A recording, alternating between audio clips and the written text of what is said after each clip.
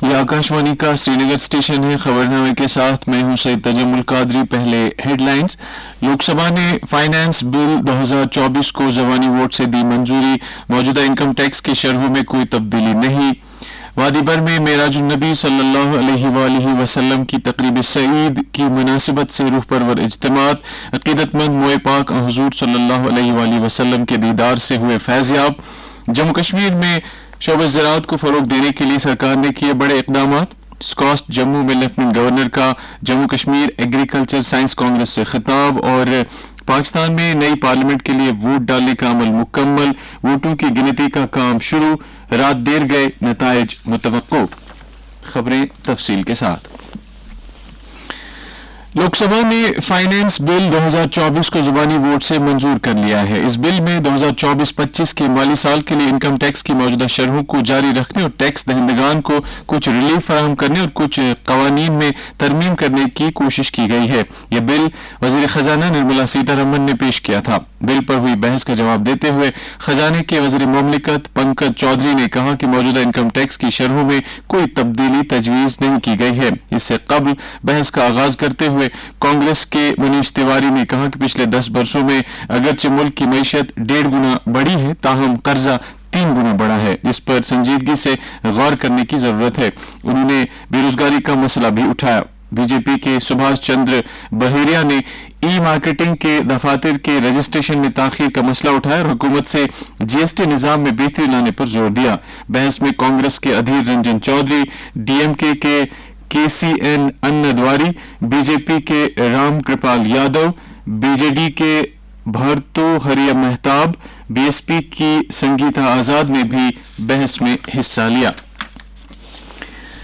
وزیر اعظم نریندر مودی نے آج کانگریس کی جانب سے حکومت کے خلاف بلیک پیپر لائے جانے پر یہ کہتے ہوئے نکتہ چینی کی ہے کہ اس سے نظر بد سے بچا جا سکے گا، کیونکہ ان کی حکومت ملک کی ترقی کے لیے کام جاری رکھے ہوئے ہے۔ راجیہ سبھا میں سبکدوش ہونے والے مختلف ممبران کی الوداعی تقریب کے دوران خطاب کرتے ہوئے وزیر اعظم نے اس بات پر زور دیا کہ ملک نے گزشتہ 10 برسوں میں ہر شعبے میں ترقی کی ہے۔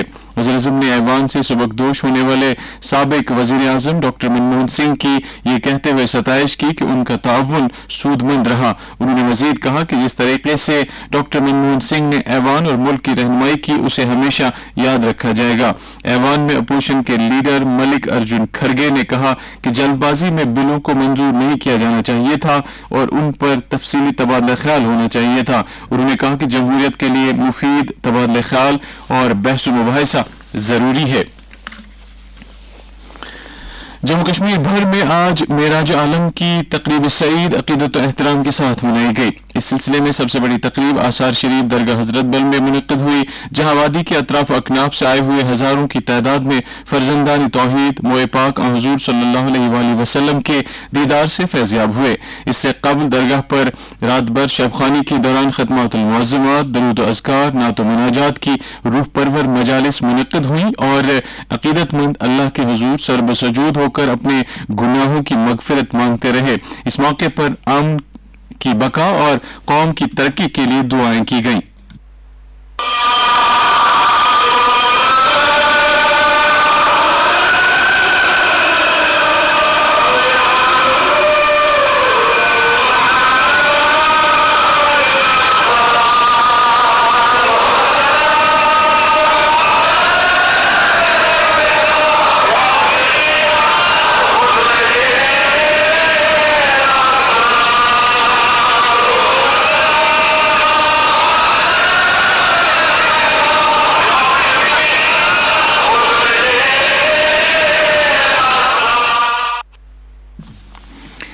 ایسی ہی تقاریب آثار شریف شہری کلاش پورہ، آثار شریف جناب صاحب سورہ، لال بازار، پنجورہ شپیہ، خرم سرہامہ، کعبہ مرگ، درگاہ نقشبندیہ اندرواری، اہم شریف بانڈی پورہ، آثار شریف پتی پورہ پلوامہ اور دیگر زیارت گاہوں اور مساجد میں بھی منعقد ہوئی، جہاں کثیر تعداد میں عقیدت مندوں نے شرکت کی۔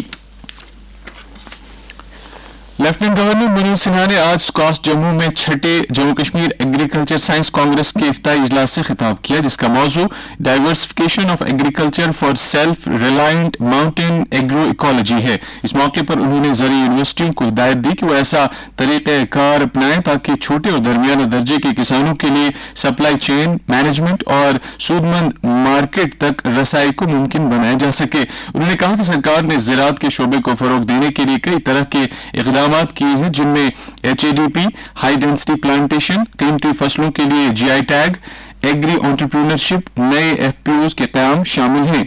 उन्होंने कहा कि इसके अलावा किसानों की मदद और इआनत के लिए तालीमी इदारों को तकनीकी मराकज़ के तौर पर तरक्की दी गई। बाद में LG ने यूनिवर्सिटी के बैनुल-अक़वामी हॉस्टल का भी इफ्तिताह किया। चीफ सेक्रेटरी अटल डुल्लू ने आज ज़राअत और बागबानी के शोबों की तरक्की के लिए मरकजी मावनत वाली चंद स्कीमों के सालाना एक्शन प्लान को मंजूरी दी है। इस सिलसिले में जम्मू में मुनक़दा एक मीटिंग की सदारत करते हुए चीफ सेक्रेटरी ने कहा कि इन स्कीमों का मकसद फसलों की मजमूई पैदावार और मयार को बढ़ाना है, जिससे किसानों की इक़्तिसादी सूरत हाल बेहतर हो सकेगी। उन्होंने कहा कि महकमे की तरफ से बर वक्त मुदाखलत से इन मकासद को मुकर्रर मुद्दत में पूरा करने में मदद मिल सकती है। उन्होंने आला सतह पर इन स्कीमों की बाकायदा निगरानी और जायजा लेने पर जोर दिया ताकि अगर इनमें कोई रुकावट पेश आए तो उन्हें फौरी तौर पर दूर किया जा सके।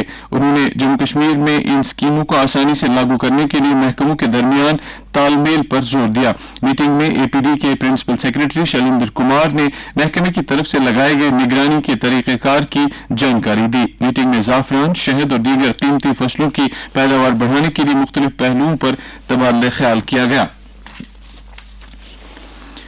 जम्मू कश्मीर कल्चरल एकेडमी के ज़ेर एहतमाम जम्मू के KL सहगल ऑडिटोरियम में समकाली पंजाबी साहित्य जम्मू कश्मीर के मौजू पर एक 2 रोज़ा पंजाबी राइटर सेमिनार शुरू हुआ। इस मौके पर सकाफत के प्रिंसिपल सेक्रेटरी सुरेश कुमार गुप्ता बतौर मेहमान खुसूसी और एकेडमी के सेक्रेटरी भरत सिंह और साबिक additional secretary doctor Ravinder Singh भी मौजूद थे। अपने खिताब में प्रिंसिपल सेक्रेटरी ने कहा कि अकादमी जुबानों की बेहतरी के लिए काम कर रही है और इस सिलसिले में नौजवानों की हौसला अफजाई कर रही है। उन्होंने अकादमी के सेक्रेटरी की ज़ेर निगरानी गुज़श्ता 2 बरसों के दौरान पंजाबी अदबी सरगर्मियों के बाकायदा इनेकाद को भी सराहा।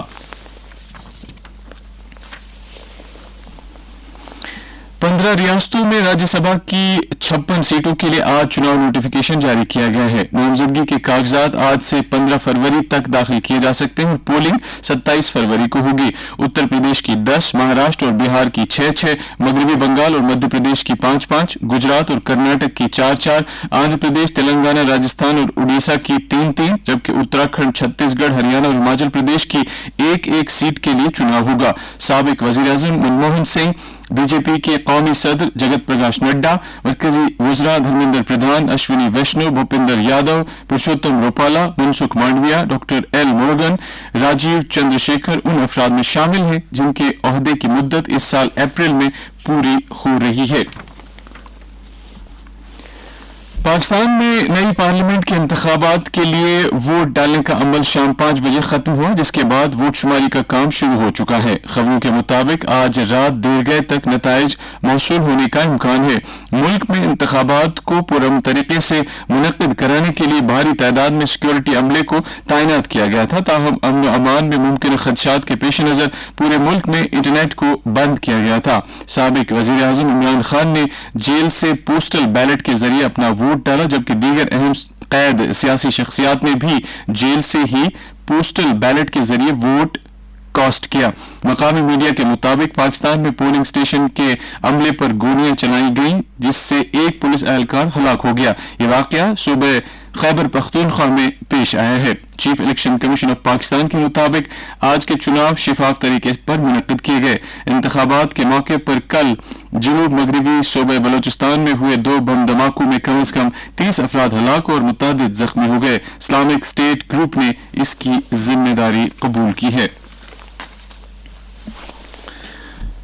रिजर्व बैंक ऑफ इंडिया ने आज 2 माह में जारी होने वाली अपनी माली पॉलिसी में रेपो रेट को 6.5% पर ही बरकरार रखा है। माली पॉलिसी से मुत्तल्लिक 6 रुकनी कमेटी ने रवा माली साल की अपनी आखिरी मीटिंग में रेपो रेट में कोई तब्दीली न करने का फैसला किया है क्योंकि खुर्दा अफराद ज़र इसके मुकर्रर करदा निशाने अब भी 4% से ऊपर हैं। रेपो रेट वो शरह सूद है जिस पर बैंक्स आरबीआई से फंड हासिल करते हैं ताकि कलील मुद्दती नकदी की अदम मुताबिकत पर काबू पाया जा सके। आरबीआई ने रवा माली साल में 5.4% और अगले माली साल के दौरान 4.5% अफराद ज़र की पेशगोई की है।